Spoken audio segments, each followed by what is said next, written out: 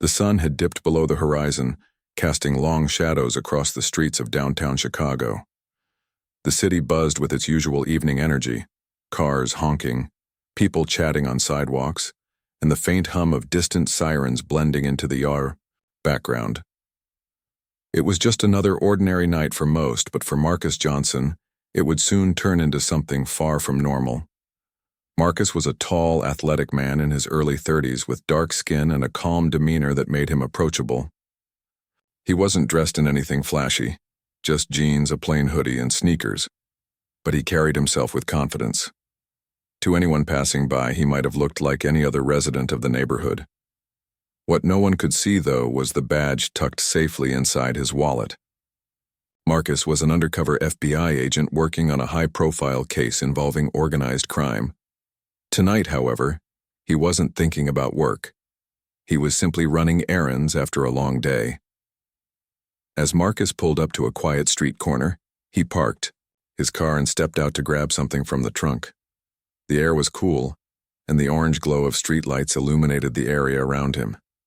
He opened the trunk casually, rummaging through some papers and folders before pulling out a small bag. Nothing seemed unusual about the moment. But sometimes even the most routine actions can be misinterpreted. Unbeknownst to Marcus, 2 police officers were patrolling nearby. Officer Ryan Keller and Officer Megan Holt sat in their squad car, scanning the streets for anything suspicious. They were both relatively new to the force, eager to prove themselves but still learning how to navigate the complexities of policing in a big city. When they spotted Marcus standing beside his car with the trunk open, something about the scene caught their attention. Or rather, their suspicion.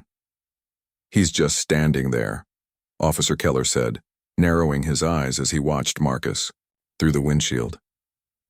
"Why's he got the trunk open?" Officer Holt shrugged. "Could be nothing. Maybe he's getting something out." "Or maybe it's not nothing," Keller replied, gripping the steering wheel tighter. "We should check it out." Without hesitation, the officers pulled over to the curb and got out of their car. Their boots clicked against the pavement as they approached Marcus, their flashlights cutting through the dim light.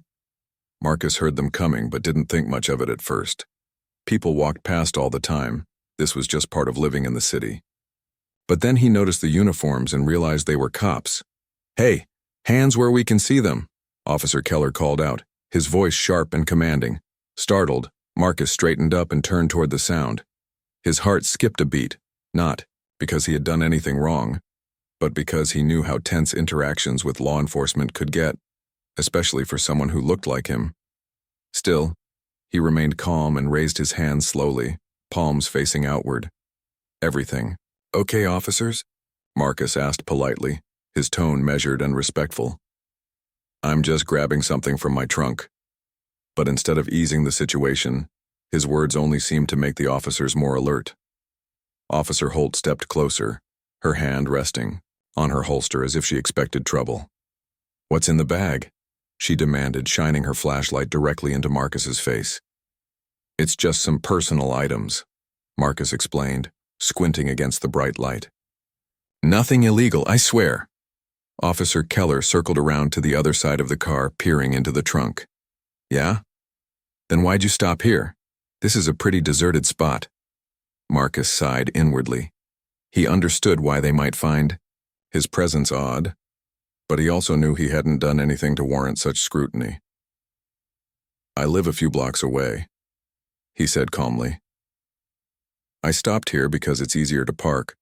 Look, I'm not causing any problems." But his reassurances fell on deaf ears. The officers weren't interested in explanations. They were focused on what they perceived as potential danger.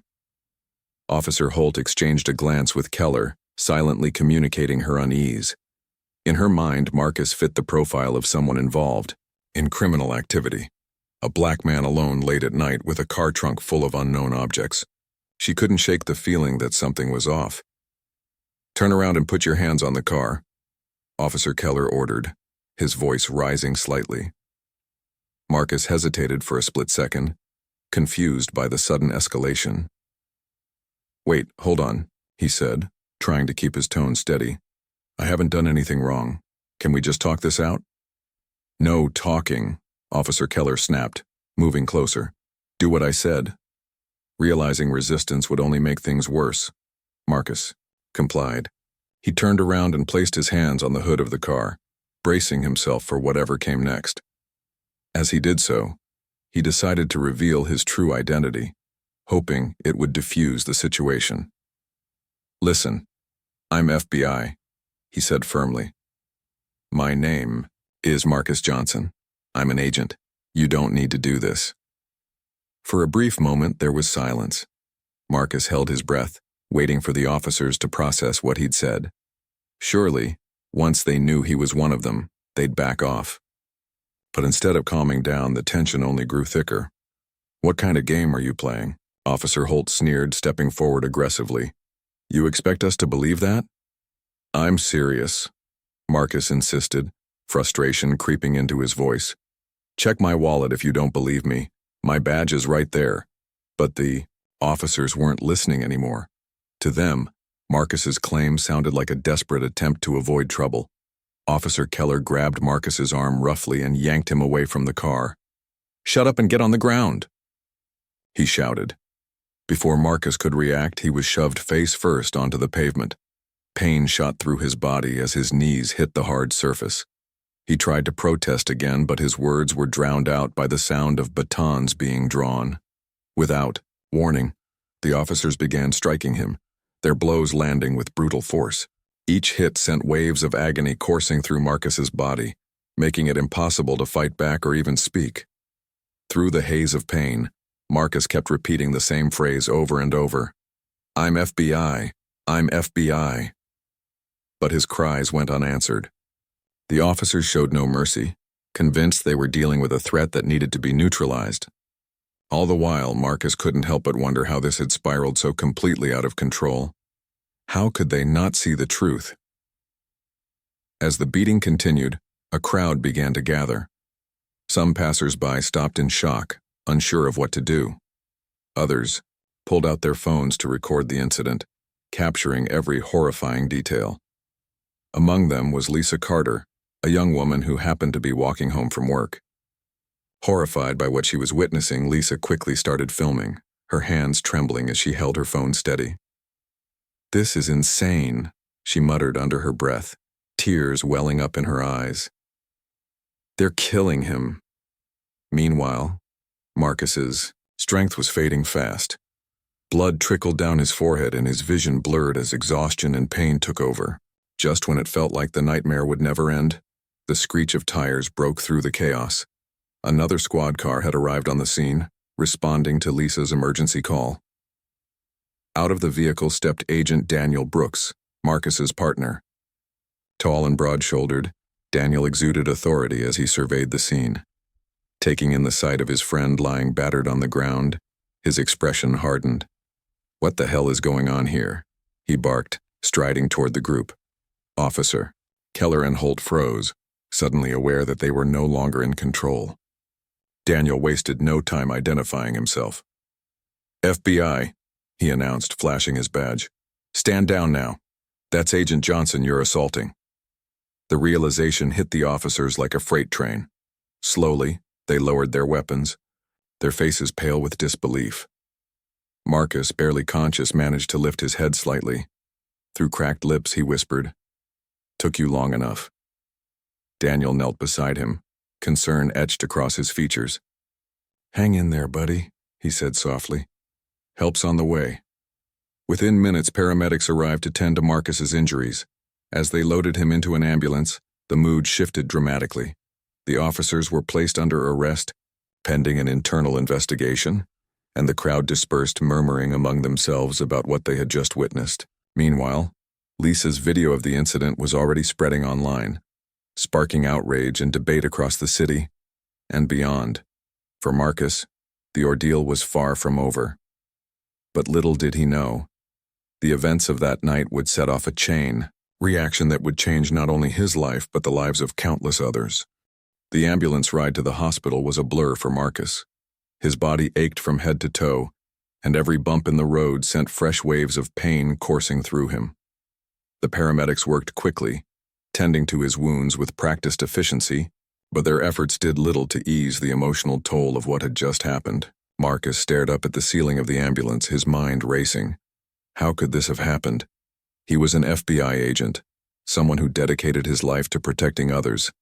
Yet tonight, he had been treated like a criminal, beaten mercilessly by the very people sworn to uphold justice. At the hospital, doctors and nurses rushed to stabilize him. They cleaned his cuts, stitched the deeper wounds, and checked for any internal injuries. Marcus tried to stay calm, but anger simmered beneath the surface. He replayed the events over and over in his head, searching for something he might have done differently. Had he spoken too softly, moved too quickly, or was it simply the color of his skin that had set off the chain reaction leading to this moment? While Marcus lay in a hospital bed recovering, news of the incident began to spread like wildfire. Lisa Carter's video, which captured the brutal beating in vivid detail, went viral within hours. Social media platforms lit up with reactions ranging from outrage to disbelief. Some viewers expressed shock at the officer's actions, while others questioned why they had escalated the situation so violently. Comment sections became battlegrounds as people debated whether race had played a role in what happened. By morning, the story dominated headlines across the country. Cops assault undercover FBI agent, read one headline. Another proclaimed, officers beat man without realizing he's law enforcement. Journalists scrambled to piece together the details, interviewing witnesses, legal experts, and community leaders. The public outcry grew louder with each passing hour. Meanwhile, back at the police station, officers Ryan Keller and Megan Holt were placed on administrative leave pending an internal investigation. Both sat in separate interrogation rooms, visibly shaken as they recounted their version of events. Keller insisted they had acted out of concern for public safety, claiming they believed Marcus posed a threat. Holt echoed this sentiment, adding that she hadn't taken his claim of being FBI seriously because it seemed like a tactic to avoid arrest. Their explanations did little to quell the growing controversy. Critics argued that the officers' actions were part of a larger pattern of excessive force disproportionately targeting Black individuals. Advocacy groups called for immediate accountability, demanding transparency in the investigation process. Protesters gathered outside the police station, holding signs that read "Justice for Marcus Johnson" and chanting slogans against police brutality. Inside the hospital, Marcus found himself at the center of the storm. Reporters camped outside the building, eager to get a statement from him. His superiors from the FBI visited frequently, urging him to remain silent until the investigation concluded. "Let us handle this," they told him firmly. "You need to focus on healing." But staying quiet wasn't easy for Marcus. Every time he turned on the TV or scrolled through his phone, he saw images of himself lying on the ground, surrounded by officers wielding batons. It felt surreal, almost like watching someone else's life unfold. He couldn't shake the feeling that he had a responsibility to speak out, not just for himself, but for others who didn't have a badge to protect them. One evening, as Marcus rested in his hospital room, his partner Daniel Brooks stopped by to visit. Daniel brought coffee and updates from headquarters, but more importantly, he offered support during a difficult time. "How are you holding up?" Daniel asked, pulling up a chair beside the bed. Marcus sighed deeply. "I don't know, man. Physically I'll heal, but mentally it's hard. I keep thinking about how this could have ended worse. What if you hadn't shown up when you did?" Daniel nodded sympathetically. "You're right. It could have been a lot worse. But you're alive, and we're going to make sure those officers face consequences. Trust me, the Bureau is taking this seriously." "I appreciate that," Marcus said quietly. "But what happens after this? People will forget. The protests will die down and nothing will change." Daniel leaned forward, his expression serious. "Not if you don't let it. You've got a platform now, Marcus. Use it. If anyone can push for real change, it's you." Marcus mulled over Daniel's words long after his friend left. Was he ready to step into the spotlight and become a voice for reform? The thought terrified him, but deep down, he knew Daniel was right. If he stayed silent, the cycle of violence and mistrust would continue unchecked. For the first time since the incident, Marcus felt a flicker of determination ignite within him. A few days later, Marcus agreed to give an exclusive interview to Emily Dawson, a respected journalist known for her balanced reporting. The interview took place in his hospital room with cameras rolling and microphones set up discreetly to avoid overwhelming him. Emily began by asking how he was feeling physically and emotionally. Marcus answered honestly, admitting that the experience had left scars that would take time to heal. When Emily asked about the incident itself, Marcus recounted the events calmly but firmly. He described how he had been running errands, minding his own business when the officers approached him. He explained how he had tried to de-escalate the situation by identifying himself as FBI, only to be ignored and attacked. "It's not just about me," he emphasized, his voice steady despite the emotion behind his words. "This isn't an isolated incident. It's part of a bigger problem, a systemic issue that needs to be addressed." Emily pressed him further, asking whether he believed race had played a role in the officers' decision to use force. Marcus hesitated for a moment before responding. "I can't say for sure what was going through their minds," he admitted. "But I do know that if I looked different, things might have gone differently. That's the reality for a lot of people in this country." The interview struck a chord with viewers nationwide. Clips of Marcus speaking passionately about systemic racism and police accountability were shared millions of times online. His words resonated with those who had experienced similar injustices, as well as allies eager to support meaningful change. Overnight, Marcus became a symbol of resilience and hope, a beacon of light in a dark moment. As the days passed, Marcus continued to recover physically, though the road ahead remained uncertain. The officers involved in the beating faced mounting pressure from both the public and law enforcement agencies. Their defense attorneys argued that they had acted based on reasonable suspicion, but leaked footage from Lisa's video painted a damning picture. Prosecutors announced plans to file charges against them, signaling a rare instance of accountability in cases of police misconduct. Despite the progress, Marcus couldn't help but feel conflicted. On one hand, he was grateful that the truth was coming to light. On the other hand, he knew that true justice required more than punishing individual officers. It demanded systemic reforms to prevent such incidents from happening again. As he prepared to leave the hospital, Marcus resolved to dedicate himself to that cause. No matter how daunting the challenge, he vowed to fight for a future where no one else would have to endure what he had gone through. Little did he know, his journey was only beginning. The weeks following Marcus's hospital release were a whirlwind of activity. The nation remained gripped by the story of the undercover FBI agent who had been brutally beaten by police officers. Protests erupted in cities across the country, with thousands taking to the streets to demand justice and accountability. Some carried signs bearing Marcus's name, while others held banners calling for an end to systemic racism and police brutality. The incident had tapped into a deep well of frustration that many people had been feeling for years. For Marcus, stepping back into his daily life felt surreal. Physically, he was healing. His bruises were fading and his cuts were scabbing over, but emotionally he was still raw. Every time he left his apartment, he felt eyes on him. Strangers would recognize him from the news or social media and approach him with words of support. Some thanked him for speaking out. Others shared their own stories of mistreatment at the hands of law enforcement.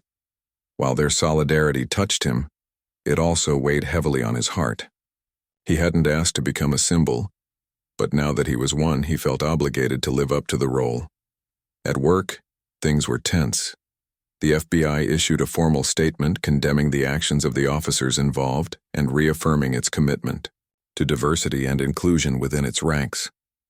Marcus's colleagues expressed sympathy, offering kind words and checking in on him regularly. But there was an unspoken tension too.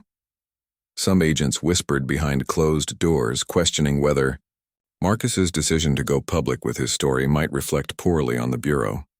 Others worried about how the case might impact relationships between federal agencies and local police departments. Marcus tried to focus on his job, but it was hard to concentrate. His mind kept drifting back to the night of the incident. The ata, sound of batons hitting flesh, the sting of betrayal as he realized the officers weren't going to stop. It replayed in his head like a broken record, haunting him even during quiet moments. Sleep eluded him most nights, and when it did come, it was often interrupted by vivid nightmares. One evening, after another restless night, Marcus decided to take a walk around his neighborhood. The air was cool, and the streets were relatively empty, giving him a rare moment of peace. As he strolled past a small park, he noticed Lisa Carter sitting on a bench, scrolling through her phone. She looked up and recognized him immediately. "Marcus," she called out hesitantly, standing up. "Is that you?" He nodded and walked over, forcing a smile. "Hey, Lisa, how are you doing?" "I'm okay," she replied, tucking her phone into her pocket. "I've been meaning to reach out, actually. I wanted to thank you for everything. Your interview really moved me." Marcus shrugged modestly. "It wasn't just me. You played a big part too. If you hadn't recorded that video, no one would have known what happened." Lisa shook her head. "Maybe not, but you're the one who turned it into something bigger. People are listening because of you." Her words lingered in the air between them. Marcus stared at the ground, unsure of how to respond. Finally, he said, "I don't know if I'm cut out for this, to be honest. Being in the spotlight isn't easy." "No one expects you to have all the answers," Lisa said gently. "But think about it. You've already made a difference. Imagine what else you could do if you kept pushing." Her encouragement stayed with him long after they parted ways. That night, as he lay in bed staring at the ceiling, Marcus thought about what Lisa had said. She was right. He had made a difference. His story had sparked conversations that needed to happen, shining a light on issues that had been ignored for far too long. But making a lasting impact required more than just raising awareness. It meant taking action, and that scared him. Intio, trial against officers Ryan Keller and Megan Holt began a few months later. Courtrooms overflowed with spectators eager to witness the proceedings firsthand. News outlets provided live coverage, dissecting every detail as prosecutors and defense attorneys presented their cases. The prosecution argued that the officers had used excessive force without justification, pointing to Lisa's video as evidence of their brutality. They emphasized that Marcus had repeatedly identified himself as an FBI agent, yet the officers had ignored his pleas and continued the assault.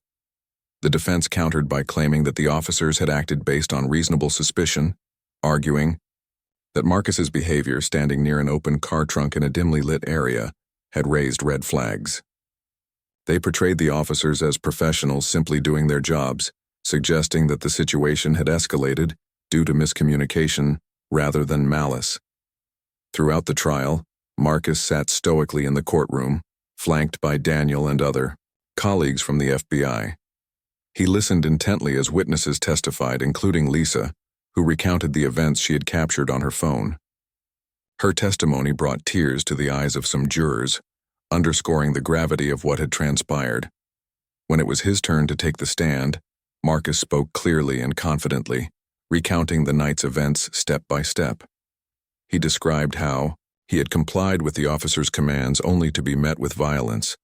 His voice trembled slightly when he talked about the moment he realized they weren't going to stop, but he never wavered. By the time he finished, the courtroom was silent, the weight of his words hanging heavy in the air. After weeks of deliberation, the jury returned with a verdict: guilty on multiple counts of assault and misconduct. Both officers were sentenced to prison terms, marking a rare victory in the fight for police accountability. Cheers erupted outside the courthouse as news of the verdict spread. Supporters hugged one another, celebrating a small but significant step toward justice. For Marcus, however, the victory felt bittersweet. While he was relieved that the officers had been held accountable, he knew their convictions wouldn't solve the larger problems plaguing law enforcement. True change required addressing the root causes of systemic racism and reforming policies that perpetuated inequality. And that was a much harder battle to win. In the days following the trial, Marcus found himself reflecting on his future. He loved being an FBI agent, It was more than just a job, it was a calling. But he couldn't ignore the sense of disillusionment creeping into his thoughts. Was he fighting the right fight? Could he make a bigger difference elsewhere? One afternoon, Daniel stopped by Marcus's apartment to check on him. "You've been quiet lately," Daniel observed, settling onto the couch. "What's going on in that head of yours?" Marcus sighed, leaning back in his chair. "I've been thinking, maybe it's time for me to try something different." "Different how?" Daniel asked, raising an eyebrow. "I don't know, yet," Marcus admitted. "But staying in the bureau feels limiting. There's so much work to be done outside these walls. Real change won't happen unless we tackle the system itself." Daniel nodded thoughtfully. "If anyone can pull that off, it's you. Just promise me one thing. Don't burn bridges. Keep us in the loop. We'll need voices like yours inside the agency, even if you're working from the outside." Marcus smiled faintly. "Thanks, man. I appreciate that." As the weeks passed, Marcus began exploring new opportunities. He reached out to grassroots organizations dedicated to criminal justice reform, connecting with activists and community leaders who shared his vision. He attended rallies and town hall meetings, listening to the concerns of ordinary citizens and learning from their experiences. Slowly but surely, he started piecing together a plan. By the end of the year, Marcus made a bold decision. He resigned from the FBI. It wasn't an easy choice, but he knew it was the right one. With Daniel's blessing, he joined a nonprofit organization focused on bridging the gap between law enforcement and marginalized communities. Together with Lisa and other allies, he launched initiatives aimed at increasing transparency, improving training for officers, and fostering dialogue between residents and police departments. Though leaving the bureau marked the end of one chapter, it signaled the beginning of another. For Marcus, the road ahead was uncertain, but it was also full of possibility. He understood that real change wouldn't come overnight, but he was willing to put in the work. After all, he had seen firsthand the power of perseverance and the importance of using your voice to speak truth to power. Marcus's transition from FBI agent to advocate for criminal justice reform was anything but smooth. Leaving the bureau behind meant stepping away from a structured life he had known for years. The rules, routines, and sense of purpose that came with being an agent were suddenly gone, replaced by uncertainty and a mountain of new challenges. But Marcus didn't shy away from the unknown. Instead, he embraced it, determined to channel his frustration into action.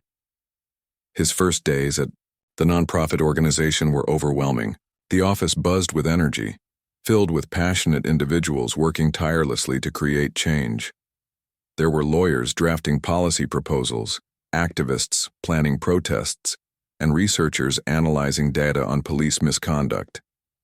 Marcus felt both inspired and out of place. He wasn't used to this kind of work. No badges, no guns, no clear chain of command. Everything here relied on collaboration, grassroots efforts, and persistence. At first, Marcus struggled to find his footing.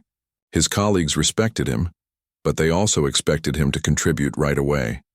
They wanted ideas, strategies, and solutions, and Marcus wasn't sure where to start. He spent hours poring over reports, attending meetings, and listening to stories from people who had been directly affected by police brutality. Each account hit him like a punch to the gut, reminding him of his own experience. It motivated him to keep going, even when the weight of the task ahead felt crushing. One person who helped Marcus adjust was Lisa Carter. Since their chance meeting in the park, she had become a close friend and ally. Lisa had quit her job as a graphic designer to dedicate herself full-time to activism, focusing on documenting cases of police violence through photography and video. She understood what Marcus was going through because she had faced similar doubts when she first started. "You'll get there," she told him one evening as they sat together in the nonprofit's cramped office. "It takes time to figure out how you fit into something this big." Marcus nodded, though he still felt unsure. "I just don't want to mess it up," he admitted. "People are counting on us." "And they should," Lisa replied firmly. "But you're not alone. We're all figuring it out together." With Lisa's encouragement, Marcus began finding ways to use his unique perspective to make an impact. He started speaking at community events, sharing his story with audiences across the country. At first, public speaking made him nervous. He worried about saying the wrong thing or being judged. But he quickly realized that authenticity was more important than perfection. When he spoke from the heart, people listened. During one event, in Detroit, Marcus stood before a packed auditorium, gripping the microphone tightly. "I'm not here to tell you everything's going to be okay," he said, his voice steady despite the nerves twisting in his stomach. "Because let's be honest, it's not. Things are broken, and they've been broken for a long time. But I am here to say that we have the power to fix them, together." The crowd erupted into applause, and Marcus felt a surge of hope. For the first time since leaving the FBI, he felt like he was exactly where he was meant to be. As word of Marcus's advocacy spread, so did invitations to collaborate with other organizations. He partnered with groups focused on education reform, mental health awareness, and economic inequality, recognizing that these issues were interconnected. Police brutality wasn't just about bad cops. It was symptomatic of deeper societal problems that needed addressing. By tackling these root causes, Marcus believed they could create lasting change. One of his most impactful projects involved traveling to cities with high rates of police misconduct. Alongside Lisa and a team of volunteers, Marcus organized town hall meetings where residents could voice their concerns directly to local officials. These gatherings weren't always easy. Emotions ran high, and tensions often flared between community members and law enforcement representatives. But Marcus saw value in the discomfort. "Change doesn't happen in comfort zones," he reminded everyone during one particularly heated discussion. "We need to face these hard truths if we want things to improve." The town halls yielded tangible results. In some cities, they led to the creation of civilian oversight boards tasked with monitoring police behavior. In others, they prompted reforms in training programs, emphasizing de-escalation techniques and cultural sensitivity. While progress was slow, each small victory fueled Marcus's determination to keep pushing forward. Despite the successes, there were setbacks too. Some critics dismissed Marcus as a disgruntled ex-cop seeking revenge. Others accused him of grandstanding, claiming he cared more about headlines than real solutions. Even within the nonprofit world, not everyone agreed with his approach. A few colleagues argued that his focus on systemic issues detracted from immediate needs, like providing legal aid to victims of police violence. Marcus took the criticism in stride, knowing that not everyone would understand his vision. "If you try to please everyone, you'll never get anything done," he told Daniel during one of their regular check-ins. "I know I can't fix everything overnight, but I'm doing what I believe is right." Daniel chuckled. "That's the Marcus I know, stubborn as ever." Marcus grinned. Stubbornness gets stuff done. By the end of his first year as an advocate, Marcus had built a reputation as a powerful voice for reform. His name appeared in articles, podcasts, and TV interviews, and he received awards for his contributions to social justice. Yet none of these accolades mattered as much to him as the relationships he formed along the way. He found strength in the diverse coalition of people fighting alongside him: activists, academics, artists, and everyday citizens united by a shared desire for change. One of the most meaningful connections Marcus made was with a young woman named Jasmine Turner. Jasmine was only 22, but she had already experienced more hardship than most people twice her age. Her older brother had been killed by police 2 years earlier, and she had dedicated herself to honoring his memory by advocating for accountability. When Marcus met her at a rally in Chicago, he was struck by her courage and conviction. "You remind me of myself," Marcus told her after hearing her speak. "When I was your age, I thought I could single-handedly save the world. Turns out, it takes all of us." Jasmine smiled shyly. "Maybe. But having someone like you leading the charge makes a difference. People listen to you." Marcus shook his head. "It's not about me. It's about what we're building together. You're part of that, Jasmine. Don't ever forget." Their friendship blossomed, and soon Jasmine became one of Marcus's closest collaborators. She brought fresh ideas to the table, organizing youth-led initiatives and using social media to amplify their message. Her enthusiasm reinvigorated Marcus, reminding him why he had chosen this path in the first place. As the months passed, Marcus continued to push boundaries, challenging lawmakers, police departments, and even his former colleagues at the FBI to confront uncomfortable truths. He worked tirelessly to draft legislation aimed at increasing transparency in law enforcement, including mandatory body cameras and independent investigations into misconduct cases. Though resistance remained strong, Marcus refused to back down. One evening, as he prepared for another day of meetings and speeches, Marcus paused to reflect on how far he had come. Leaving the FBI had been the hardest decision of his life, but it had also been the most rewarding. He thought about the countless lives touched by his efforts, the families who finally felt heard, the officers willing to listen, the young activists inspired to take a stand. Change was happening, albeit slowly, and Marcus knew he was playing a role in shaping a better future. Still, he understood that the fight was far from over. Systemic racism and police brutality were deeply entrenched problems that wouldn't disappear overnight. But Marcus had learned something crucial during his journey. Hope was a powerful weapon. As long as people refused to give up, progress was possible. With renewed determination, Marcus turned off the light in his office and headed home. Tomorrow would bring new challenges, but he was ready to face them head-on. After all, he had seen firsthand what could happen when ordinary people stood together against injustice, and that gave him the strength to keep moving forward, one step at a time. Years passed, and Marcus Johnson's name became synonymous with hope and resilience. What had started as a personal tragedy transformed into a movement that inspired thousands.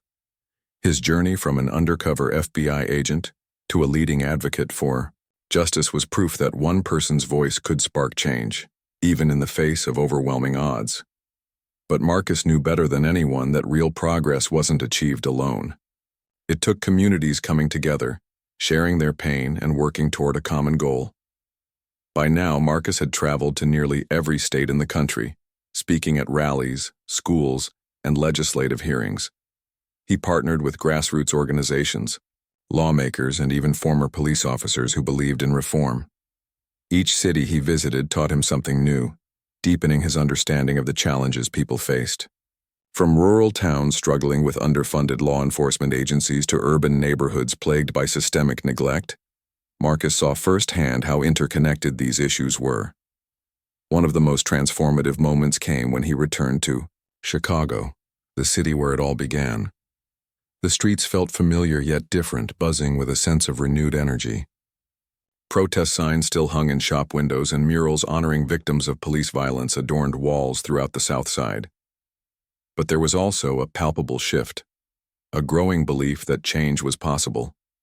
Marcus attended a community event, organized by Jasmine Turner, who had grown into a formidable leader in her own right. Now 24, she had founded a youth-led initiative called Voices Unheard, which trained young activists to document cases of police misconduct and advocate for policy changes.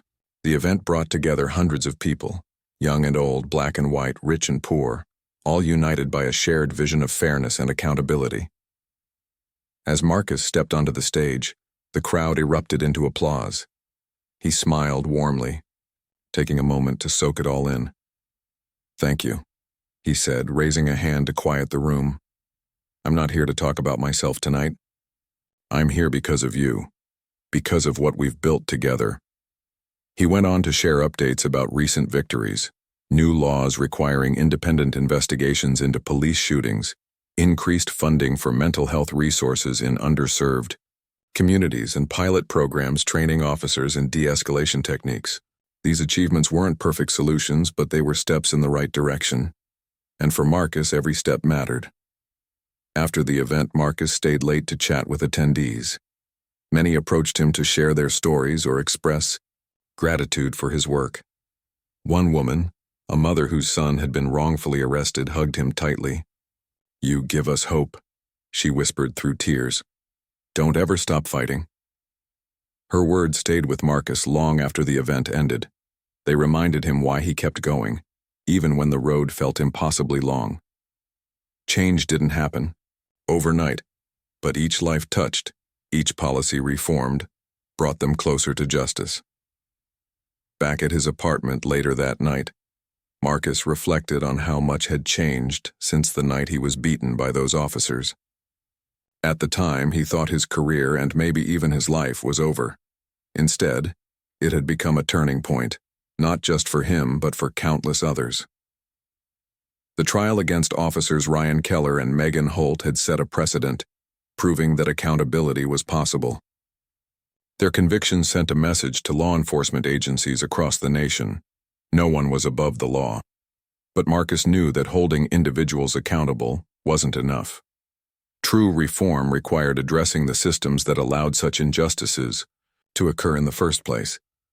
That's why he continued pushing for policies aimed at dismantling systemic racism and rebuilding trust between communities and police departments. He worked closely with lawmakers to draft legislation requiring transparency in policing practices, including publicly available data on use of force incidents and civilian oversight boards with real power. Not everyone supported these efforts. Some police unions argued that the reforms would make officers' jobs more dangerous, while others claimed they unfairly targeted law enforcement. Marcus listened to their concerns but remained steadfast in his mission. "This isn't about targeting anyone," he often said during debates. "It's about creating a system that protects everyone, officers included." Despite the pushback, Marcus found unexpected allies in surprising places. Former police chiefs, retired detectives, and rank-and-file officers joined his cause, recognizing that reform was necessary to restore public trust. One such ally was Captain Linda Hayes, a veteran officer who had spent decades serving in inner-city neighborhoods. She reached out to Marcus after reading an article about his advocacy work. "I've seen too many good cops lose faith in the system because of bad apples," Captain Hayes told him during their first meeting. "If we don't fix this, we'll lose everything." Together they launched a mentorship program pairing seasoned officers with rookies, teaching them the importance of empathy, communication, and accountability. The program quickly gained traction, spreading to departments nationwide. For Marcus, it was proof that collaboration could bridge divides, even between groups that seemed irreconcilable. As the years went by, Marcus's influence extended beyond policy changes. He became a mentor to young activists like Jasmine, guiding them as they navigated the complexities of social justice work. He encouraged them to stay true to their values while remaining open to learning from others. "The fight for justice is a marathon, not a sprint," he often reminded them. "Take care of yourselves, support each other, and never lose sight of why you started." His advice resonated deeply with Jasmine, who credited Marcus with helping her grow into the leader she was today. "He taught me that courage isn't about being fearless," she once said during an interview. "It's about doing what's right even when you're scared." In addition to mentoring, Marcus wrote a memoir detailing his experiences, from his early days as an FBI agent to his transition into activism. The book, titled From Badge to Bridge, became a bestseller, inspiring readers around the world. Proceeds from sales funded scholarships for students pursuing careers in criminal justice reform, ensuring that the next generation of leaders had the tools they needed to continue the fight. Despite his success, Marcus never lost sight of his roots. He remained grounded, always prioritizing the needs of the communities he served over personal accolades. When award ceremonies invited him to speak, he used the platform to amplify unheard voices rather than celebrate his own accomplishments. "This isn't my story," he would say. "It's ours." By the time Marcus turned 40, the landscape of policing in America had begun to shift. While challenges remained, there were signs of progress everywhere. More departments adopted body cameras and implemented stricter use-of-force policies. Civilian oversight boards gained traction, holding officers accountable for misconduct. And perhaps most importantly, conversations about race and inequality entered mainstream discourse, forcing society to confront uncomfortable truths. For Marcus, these changes were a testament to the power of collective action. He often thought back to Lisa Carter, whose video had sparked the firestorm that led to this moment. Without her courage, none of it might have happened. He made sure to thank her whenever they crossed paths, reminding her that she had played a crucial role in shaping history. As he looked toward the future, Marcus felt a mix of pride and humility. He knew the fight wasn't over, it might never be, but he also knew they were moving in the right direction. Every protest, every policy change, every young activist stepping up to lead gave him hope. One evening, as Marcus stood on stage at a rally in Washington, D.C., addressing a sea of supporters, he paused to take it all in. The crowd stretched. As far as the eye could see, diverse faces united by a shared dream of a better tomorrow. Behind him, a massive banner read, "Justice is not a destination. It's a journey." "Tonight," Marcus began, his voice steady and strong, "we celebrate how far we've come. But let's not forget how far we still have to go. This fight belongs to all of us. To the mothers who've lost children, to the fathers who've marched for change, to the kids who refuse to accept the world as it is. Together we can build a future where no one has to fear the very people sworn to protect them." The crowd roared, cheering louder than ever before. Marcus smiled, feeling a surge of gratitude wash over him. No matter what lay ahead, he knew they would face it together, as one voice, one movement, one unstoppable force for justice. And with that, Marcus stepped off the stage, ready to keep fighting for as long as it took.